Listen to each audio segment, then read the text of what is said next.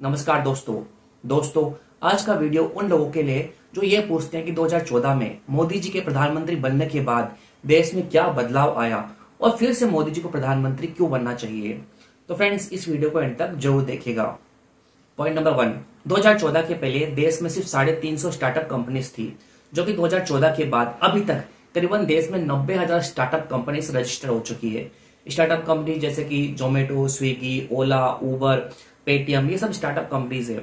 और एक टाइम में फेसबुक, गूगल और जैसे कि अमेजन वगैरह भी स्टार्टअप कंपनीज थी, जो कि आज पूरी दुनिया पर राज करती है।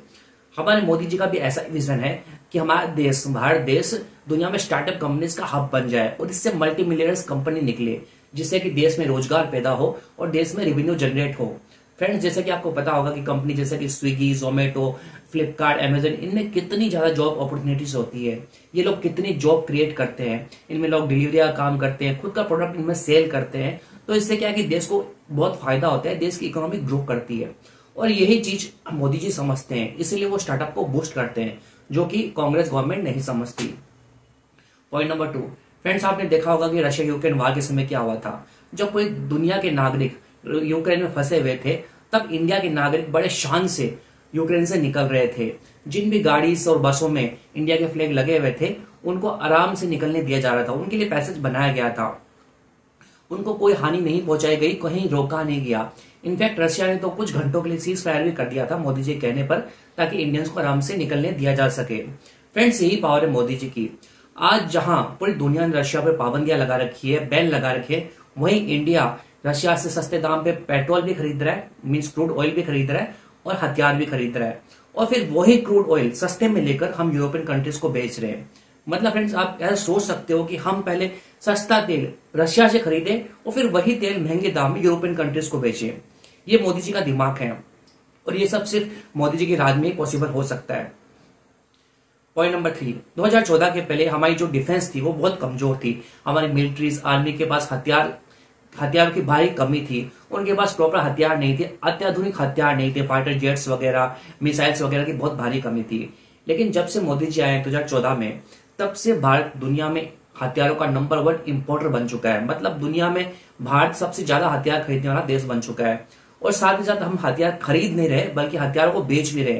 पहले हम सिर्फ हथियार खरीदते थे, अब हम मेड इन इंडिया के थ्रू हथियार बनाते भी है देश में और दूसरे कंट्रीज को बेचते भी हैं। तो ये एक हमारा अचीवमेंट है कि पहले हम सिर्फ हथियार खरीदते थे और अब हम अपने देश में हथियार बनाते भी है और उन्हें दूसरे कंट्रीज में बेचते भी हैं। और ये पॉसिबल हुआ है सिर्फ मोदी जी के राज में। फ्रेंड्स, 2014 के पहले इंडिया में मोबाइल्स नहीं बनते थे। इंडिया में सिर्फ 2 फैक्ट्री थी 2014 के पहले, और जो कि आज 200 फैक्ट्रीज हो चुकी है। पहले हमारा 18 से 20% मोबाइल इंडिया में बनता था, बाकी 80% मोबाइल हमारा बाहर से आता था, मोस्टली चाइना से। लेकिन आज की डेट में 98% मोबाइल इंडिया में बनते हैं। इनफैक्ट आपको पता होगा कुछ टाइम पहले एप्पल ने भी अपना प्रोडक्शन स्टार्ट कर दिया इंडिया में। फ्रेंड्स, मोदी जी का ये विजन है कि हम मैन्युफैक्चरिंग हब बने, मोबाइल्स, इलेक्ट्रॉनिक आइटम्स इंडिया में बने। इनफैक्ट मोदी जी पूरी कोशिश कर रहे हैं कि इंडिया सेमीकंडक्टर का हब बन जाए। सेमीकंडक्टर क्या होता है? जितने भी इलेक्ट्रॉनिक्स आइटम होते हैं, चाहे कार हो, चाहे बस हो, चाहे मोबाइल हो, चाहे टीवी हो, चाहे लैपटॉप हो, इन सब में सेमीकंडक्टर्स लगते हैं, चिप्स लगती है। अब मोदी जी चाहते हैं कि इंडिया सेमीकंडक्टर्स, चिप्स की हब बन जाए और इसके लिए वो पूरी कोशिश कर रहे हैं। फ्रेंड्स, मोदी जी का विजन बहुत जोरदार है। वो मतलब इंडिया को एकदम टॉप पर ले जाना चाहते हैं मैन्युफैक्चरिंग के मामले में, डिफेंस के मामले में। पॉइंट नंबर 4, फ्रेंड्स, आपने देखा होगा कि 2014 के पहले कश्मीर में पत्थरबाजी आम होती थी। बच्चे, बूढ़े, जवान, मतलब हमारी आर्मी पे, सोल्जर्स पे पत्थरबाजी करते थे। उन्हें 500-500 रुपए दिए जाते थे और वो पत्थरबाजी करते थे हमारी आर्मीज के ऊपर। लेकिन 2014 में जब से मोदी जी आए, फिर उन्होंने वहां पे आके 370 हटा दिया। इसके बाद से कश्मीर में एकदम शांति है। अब शायद ही आपने कभी टीवी में देखा होगा, मेरे ख्याल से सालों से आपने नहीं देखा होगा कि कश्मीर में पत्थरबाजी की कोई घटना होती है।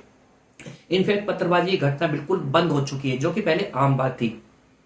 और अब सीज फायर भी हो चुका है पूरी तरह से कश्मीर में, जबकि पहले कश्मीर में हर दिन जो पाकिस्तानी आर्मी है वो फायरिंग करती रहती थी। लेकिन अब पूरी तरह से सीज फायर है, अब वहां एकदम शांति है, जो कि कांग्रेस के राज में 70 सालों से नहीं थी। पॉइंट नंबर 5, फ्रेंड, 2014 के पहले देश में दंगे होना आम बात थी, आपने देखा होगा। मतलब यूपी में तो जैसे दंगा होना कोई मामूली सी बात है, यूपी, दिल्ली, वहां हमेशा दंगे होते ही रहते थे। और कांग्रेस ने या दूसरी विपक्षी पार्टियों ने हमें यही कहकर डराया था कि अगर मोदी जी सत्ता में आएंगे, देश के प्रधानमंत्री बनेंगे, तो देश में दंगे फसाद हो जाएंगे और देश में अशांति फैल जाएगी।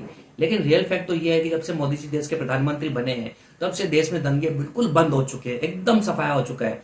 मेरे ख्याल से आपने भी सालों से किसी दंगे फसाद की खबर नहीं सुनी होगी। खाली एक दंगा हुआ था कुछ टाइम पहले दिल्ली में, वो भी करवाया गया था आम आदमी पार्टी द्वारा। उसमें शामिल थे आम आदमी पार्टी के विधायक ताहिर हुसैन। वो इसलिए करवाया था कि उसी समय अमेरिका के प्रेसिडेंट डोनाल्ड ट्रंप इंडिया में आए थे और इंडिया की इमेज खराब करने के लिए वो दंगा करवाया गया था। बाकी आप देखो, देश में बिल्कुल शांति, कहीं दंगे फसाद नहीं हो रहे। पॉइंट नंबर 6, सबसे बड़ा अचीवमेंट, राम मंदिर बन गया। सैकड़ों सालों से हमारा राम मंदिर अटका हुआ था। कांग्रेस के राज में कभी इसके लिए कोशिश नहीं की गई। इनफैक्ट कांग्रेस तो अभी भी ये बोल रही है कि अगर वो सत्ता में आएगी तो वापस वो जमीन दिलाने की कोशिश करेगी और कश्मीर में 370 लागू करने की कोशिश करेगी।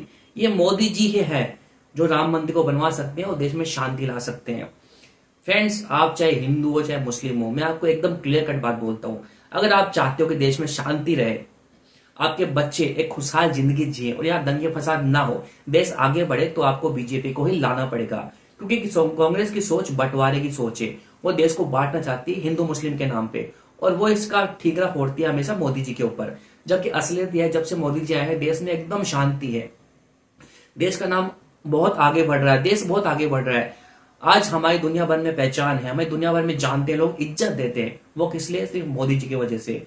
और जिस दिन मोदी जी चले गए उस दिन आप देखना फिर से देश में दंगे फसाद स्टार्ट हो जाएंगे। इनफैक्ट अभी कुछ टाइम पहले मॉर्गन स्टैनली, जो कि दुनिया का बहुत बड़ा एक फाइनेंशियल बैंक है, उसने ये कहा भी था कि अगर मोदी जी चुनाव हार जाते हैं तो 25% शेयर मार्केट टूट जाएंगे इंस्टेंटली। मतलब जो बाहर के इन्वेस्टर है वो अपना पैसा निकालना स्टार्ट कर देंगे, क्योंकि उन्हें सिर्फ मोदी जी पे फेथ है, उन्हें कांग्रेस पे बिल्कुल भी फेथ नहीं है, बिल्कुल भी ट्रस्ट नहीं है। इसलिए फ्रेंड्स, मैं आपसे कहना चाहूंगा कि अगर आप चाहते हो कि हमारा देश आगे बढ़े, देश में शांति रहे, आपके बच्चे एक खुशहाल जिंदगी जिए, तो प्लीज और प्लीज मोदी जी को वोट देना ना भूलें। Thank you.